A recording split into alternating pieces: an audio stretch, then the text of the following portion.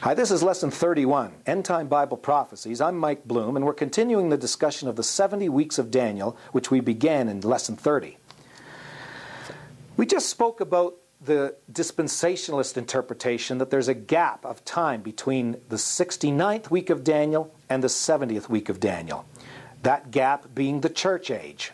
Since the clock of 70 weeks was determined upon thy people, Daniel's people Israel, then the church has nothing to do with that. And so since there's a church, then that means there must be a gap right now between the 69th and 70th weeks of Daniel.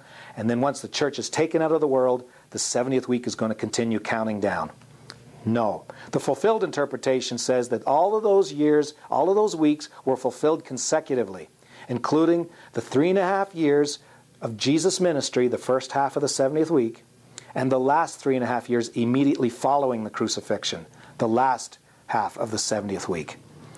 The big difference between both interpretations of the gap and no gap is found in verse 27 of Daniel chapter 9, in which we read that a certain individual, only described as he, confirms a covenant for 7 years, stops the sacrifices 3.5 years after he confirmed it, and one would come to make desolation due to abominations. It then reads that wrath would be poured out. Here's the scripture. And he shall confirm the covenant with many for 1 week. This is the final 70th week of Daniel. 69 weeks have brought them up to the Messiah, the Prince. And then there's a certain he that confirms a covenant with many for 1 week, comprising the last week of Daniel. And in the midst of the week, he shall cause the sacrifice and the oblation to cease. And for the overspreading of abominations, he shall make it desolate, even the consummation, and that determined shall be poured upon the desolate. Those who believe the 70th week has not yet been fulfilled feel that the he is the Antichrist, or the beast, or the son of perdition in the New Testament. They believe Antichrist, noted as the prince that shall come, in verse 26, will make a covenant with Israel for 7 years in our future. Some believe that that already happened. 7 years has gone by, and we've still not come to the end of the world as they proclaim, so that interpretation's already out the window. But there are people that say this is yet to come, that there's going to be a decree, that a man is going to rise up, take over the world, and make a covenant with Israel for a period of 7 years. Antichrist will break his own covenant 3.5 years after confirming it by committing the abomination of desolation in claiming to be God whilst physically standing in the temple that is rebuilt in Israel. They feel a temple in Israel will be rebuilt because there must be a temple in which the Antichrist stands and declares himself to be God for this to be fulfilled in 2 Thessalonians 2.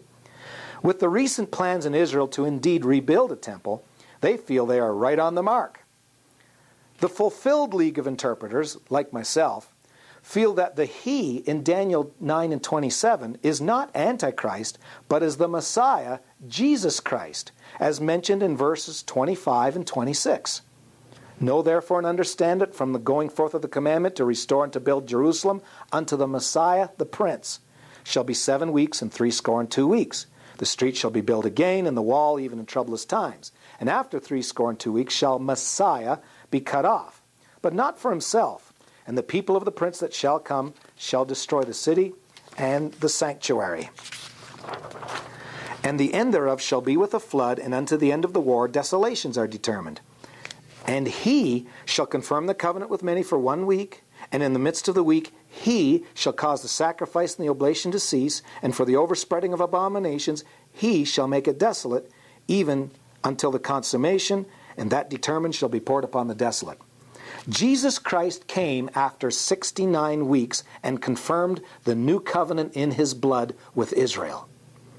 3.5 years after Jesus came and first ministered, he ended sacrifices by being the final sacrifice himself. The question is, who is the he of Daniel 9 and 27? Is he Jesus Christ or an Antichrist? After careful, prayerful evaluation of the picture, it should be evident that the fulfilled interpretation is the correct one, and that the 70 weeks are already completed and have been completed long ago. Grammar structure proves that the he of verse 27 must be the subject of verse 26, Jesus Christ the Messiah. Let's begin at verse 24 and explain. We'll continue in Lesson 32.